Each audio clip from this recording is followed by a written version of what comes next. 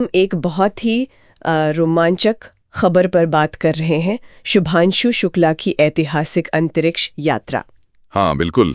पूरे 41 साल बाद कोई भारतीय आईएसएस मतलब इंटरनेशनल स्पेस स्टेशन पहुंचा है। हमारे पास इस पर एक लेख है, शुक्ला की ऐतिहासिक अंतरिक्ष यात्रा, भारत की वापसी। तो इसी से समझने की कोशिश करते हैं कि ये मिशन इतना अहम क्यों है। हाँ जरूर। तो सबसे पहले ये भारत के लिए कितना बड़ा पल है। राकेश शर्मा के 41 साल बाद group captain Shubhanshu Shukla ISS पहुंचने वाले दूसरे भारतीय बने हैं। ये बात तो है, 41 साल एक लंबा समय है। लेकिन यहाँ एक और बात है, ये मिशन एक्सियम स्पेस का चौथा मिशन है, एक्सियम 4। हाँ, मतलब ये कोई सरकारी मिशन नहीं है। नहीं, ये एक प्राइवेट कंपनी का मिशन है। इसे स्पेसएक्स के फॉल्कन 9 रॉकेट से लॉन्च किया गया। ये राकेश शर्मा के सोवियत मिशन से काफी अलग है। अच्छा, ये तो एक नया पहलू है, कमर्शियल स्पेस फ्लाइट वाला। बिल्कुल, और ये दिखाता है कि स्पेस सेक्टर कैसे बदल रहा है। और क्रू में भी देखे, सिर्फ शुक्ला जी नहीं है। हाँ, मैंने पढ़ा कि उनके साथ पोलैंड और हंगरी के एस्ट्रोनॉट्स भी हैं। एकदम सही।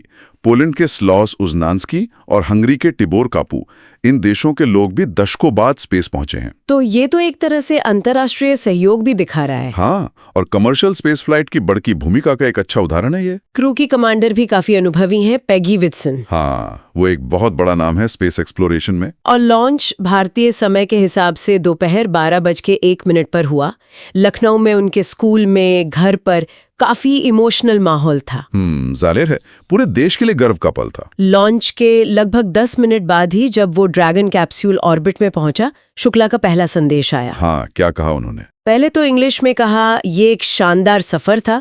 फिर हिंदी में बोले, नमस्कार मेरे प्यारे देशवासियों, हम 41 साल बाद अंतरिक्ष में पहुंचे हैं। वाह। और उन्होंने ये भी साफ किया कि ये सिर्फ उनकी यात्रा नहीं है, बल्कि ये भारत की मानव अंतरिक्ष उड़ान यात्रा की शुरुआत है। उनके सूट पर तिरंगा भी लगा था। ये बात बहुत अहम है।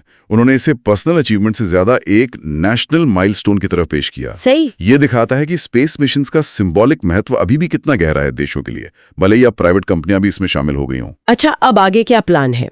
आईएसएस पर पहुंचकर क्रू क्या करेगा? तो ग्रेस नाम का जो स्पेसक्राफ्ट है, वो गुरुवार शाम तक, मतलब करीब 4:30 बजे भारतीय समय के हिसाब से आईएसएस से जुड़ेगा। ओके, यानी लगभग 28 घंटे का सफर है ये। हाँ, और वहां पहुंचकर क्रू करीब 14 दिन बिताएगा। और इस दौरान 60 से ज्यादा वैज्ञानिक प्रयोग किए जाएंगे। 60 से ज्यादा? वाह, किस तरह के प्रयोग? ये प्रयोग मानव शरीर पर स्पेस के असर, मतलब ह्यूमन फिजियोलॉजी, स्पेस टेक्नोलॉजी और पृथ्वी को ऑब्जर्व करने से जुड़े होंगे।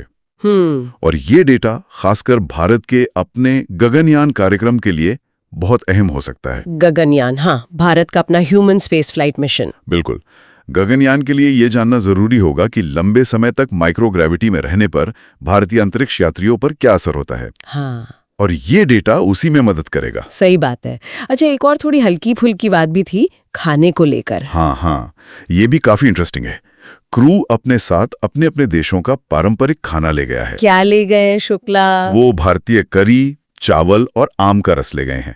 और उनके साथ ही जो हैं वो हंगेरियन पापरिका पेस्ट और पोलिश प्योरोगीज जैसी चीजें लाए हैं। अरे वाह। हाँ, तो ये छोटी सी बात है, लेकिन ये स्पेस एक्सप्लोरेशन का वो मानवीय पहलू दिखाती है जो अक्सर टेक्निकल बातों में कहीं छुप जाता है। बिल्कुल, कि वहां भी लोग अपनी संस्कृति साथ ले जाते हैं। सही। और शुक्ला का लक्ष्य भी यही है, जैसा उन्होंने कहा, पूरी पीढ़ी की जिज्ञासा जगाना और देश में इनोवेशन को बढ़ावा देना।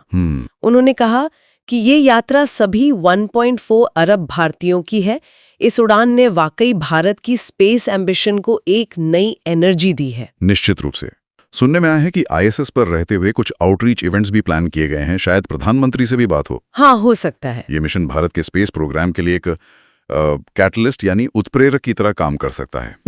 ये 1984 में राकेश शर्मा की यात्रा से लेकर अब गगनयान की तैयारी तक भारत की स्पेस जर्नी को दिखाता है।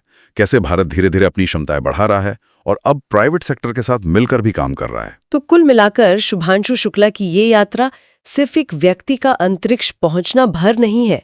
ये भारत की वैज्ञानिक क्षमता, राष्ट्रीय गौरव और भविष्य की जो अपार संभावनाएं हैं, उनका प्रतीक है। हाँ बिल्कुल। और ये हमें सोचने पर भी मजबूर करता है कि जैसे जैसे और देश और अब तो प्राइवेट कंपनियां भी स्पेस में जा रही हैं, तो अंतरिक्ष की इस्तेमाल को लेकर, उसके भविष्य को लेकर हम सब के लिए इसके क्या मायने होंगे?